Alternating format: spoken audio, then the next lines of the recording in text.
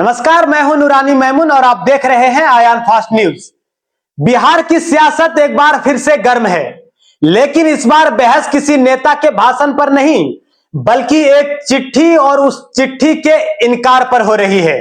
जी हां, बात हो रही है असदुद्दीन ओवैसी की पार्टी AIMIM की ओर से लिखे गए उस पत्र की जो उन्होंने सीधे लालू प्रसाद यादव को संबोधित किया है।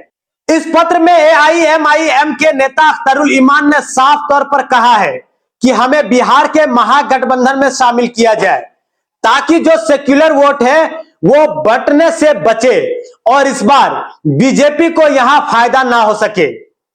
AIMIM के नेता और बिहार प्रदेश अध्यक्ष और विधायक अख्तरुल इमान ने लिखा है, जिसे RJD दफ्तर में पहुंचाया गया और कहा है कि अगर सभी सेक्युलर दल के पार्टी एक मंच पर नहीं आएंगे तो 2025 में भी बिहार की सत्ता फिर से NDA के हाथों में चली जाएगी। यह बात तो साफ है कि AIMIM खुद को सेक्युलर राजनीति का हिस्सा मानती है और चाहती है कि उन्हें भी उसी गठबंधन में जगह मिले जिसमें कांग्रेस, RJD और लेफ्ट पार्टियां खड़ी है।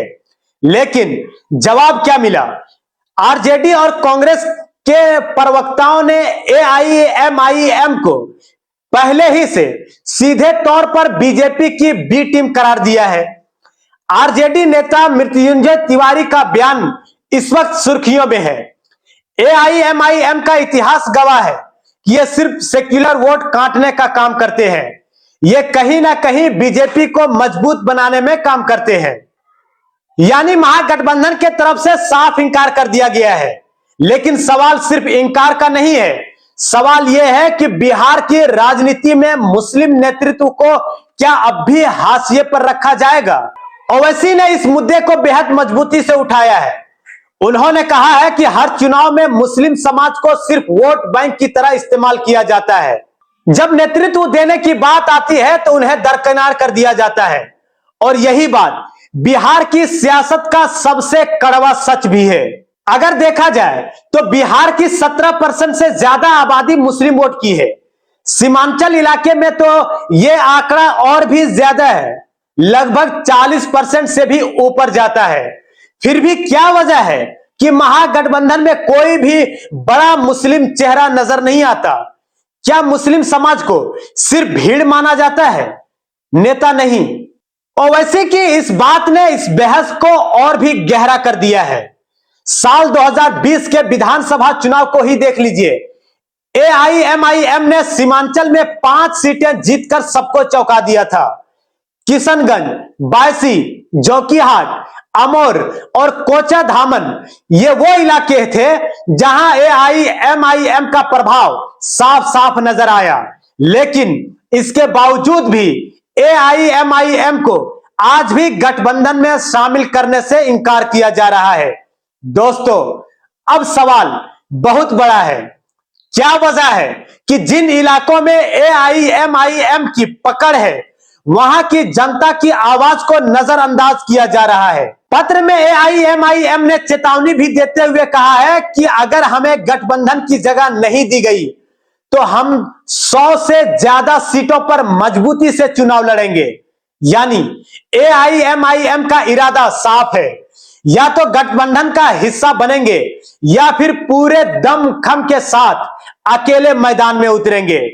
और यहीं से सेक्युलर राजनीति के लिए खतरा पैदा होता है। अगर मुस्लिम वोट बटे, AIMIM अलग लड़े और महागठबंधन अलग, तो इसका सीधा फायदा किसे होगा?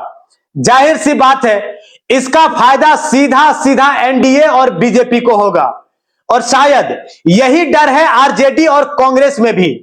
लेकिन AIMIM का एक और तर्क है। अब जरा देखिए, AIMIM के तरफ से कहा गया है कि हम सिर्फ उन्हीं सीटों की मांग कर रहे हैं जहां हमारा जनाधार है, जहां हमारी पकड़ मजबूत है। हम किसी की सीट नहीं छीन रहे हैं।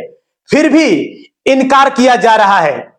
अब AIMIM के समर्थकों का एक ही सवाल है कि जब कांग्रेस, लेफ्ट, हम, RJD, VIP आरएलएसपी जैसे कई दल महागठबंधन का हिस्सा बन सकते हैं, तो एआईएमआईएम क्यों नहीं बन सकती है?